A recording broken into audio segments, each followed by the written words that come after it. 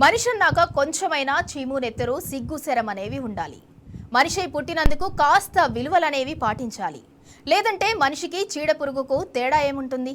Party ఫిరాయించిన ఆ 10 మంది ఎమ్మెల్యేలను చూస్తుంటే అది మానవ జాతో ఇంకేదైనా గ్రహాంతర జాతో అర్థం కావటం లేదు. బహిరంగంగా కాంగ్రెస్ కండువాలు కప్పుకుని కూడా అబద్ధమాడితే ఇక పరాన్న బుక్కులకు ఏ భాషలో తిట్టాలి? ఆ అక్కుపక్షులను ఏ పేరు పెట్టాలి? గడ్డి తినే పశువులను కూడా కాస్త విశ్వాసం ఉంటుంది. వీళ్లకు అది కూడా లేదు.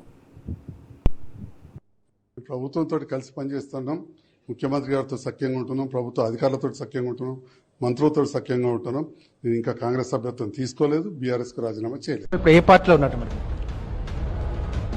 ఏ పార్టీలో ఉండాలో ఆ పార్టీలోనే ఉన్నాను. ఏ పార్టీలో ఉన్నట్టు మరి? ఏ పార్టీలో ఉండాలో ఆ పార్టీలోనే ఉన్నాను. 10 మంది ఎమ్మెల్యేలు స్వతహాగా జాయిన్ అయినారు, చేర్చుకున్నాము. అనుభూతిపాలుగా మారారు, మాతో సపోర్ట్ ఇస్తా ఉన్నారు. పార్టీ మారితే ఎస్ మారినం అని ధైర్యంగా చెప్పుకోగలగాలి. ఏ పార్టీలో ఉన్నారని ఎవరైనా అడిగితే టక్కున ఫలానా పార్టీ వాళ్ళమని చెప్పుకునే ధైర్యం ఉండాలి. కానీ ఎక్కడుండాలో అక్కడే ఉన్నామని బొంకితే ఏంటర్థం? ఎవరి బాపతో కూడా చెప్పుకోలేని బతుకు ఓ బతుకేనా? జంతువులు కూడా తల్లి చాటునో తండ్రి చాటునో తలదాచుకుంటాయి. మరి వీళ్ళు అంతకన్నా హీనమా?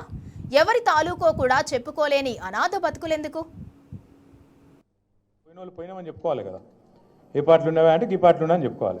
ఇక్కడికి వస్తుంటే ఆ వీడియో చూసిన విలేకరు అడుగుతాడు, ఏ పార్టీలు ఉన్నావు సార్ నువ్వు అంటే, ఏ పార్టీలు ఉండాలనో గా పార్టీలనే ఉన్నా. ఇప్పుడు ఏ పార్టీలో ఉన్నట్టు మరి? ఏ పార్టీలో ఉండాలో ఆ పార్టీలోనే ఉన్నాను. ఇప్పుడు ఏ పార్టీలో ఉన్నట్టు మరి? ఏ పార్టీలో ఉండాలో ఆ పార్టీలోనే ఉన్నాను. ఇప్పుడు మీకు పిల్లలు ఉంటారు అందరు ఇళ్ళలో. పిల్లగాడు బయటికి పోయింది అనుకో, బయటికి పోయినాక కొద్దిగా ఆలస్యమైంది అనుకో, 9:30 10 అవుతుంది, పిల్లగాడు ఇంటికి వస్తలేడు, ఫోన్ చేసినావు, యాడున్నవరా అంటే నేను యాడు ఉండాలనో గాడినే ఉన్నాను అనుకో. వాడు ఏమంటావు? నువ్వు దవడమికెళ్ళడు దంపో. అసలు ఒక పార్టీ టికెట్ మీద గెలిచి ఇంకో పార్టీలోకి సిగ్గు లేకుండా జంప్ కొట్టడమే దుర్మార్గం. పోనీ గోడ దూకినా దుకామని ధైర్యంగా చెప్పుకోవటం ఒక నిజాయితీ. కానీ అటూ ఇటూ కాకుండా పోయినా వాళ్ళనేమంటారు? అంతకన్నా చిన్నతనం ఉంటుందా? ఏ చెట్టు కొమ్మలనో ఏ గూటి పక్షులమో ఎవరి రక్తం పంచుకున్నామో కూడా చెప్పుకోలేకపోతే అంతకన్నా దౌర్భాగ్యం ఉంటుందా? ఇప్పుడు ఆ 10 మంది ఫిరాయింపు ఎమ్మెల్యేల సిచ్యుయేషన్ కూడా అచ్చంగా అంతే. బీఆర్ఎస్ పార్టీలో గెలిచి కాంగ్రెస్ కండువా కప్పుకున్న ఆ 10 మంది పరిస్థితి రెంటికి చెడ్డ రేవంతులా తయారైంది. సిగ్గుశరం వదిలేసి వాళ్ళు పలికిన రాక్షస పలుకులు మీరే వినండి.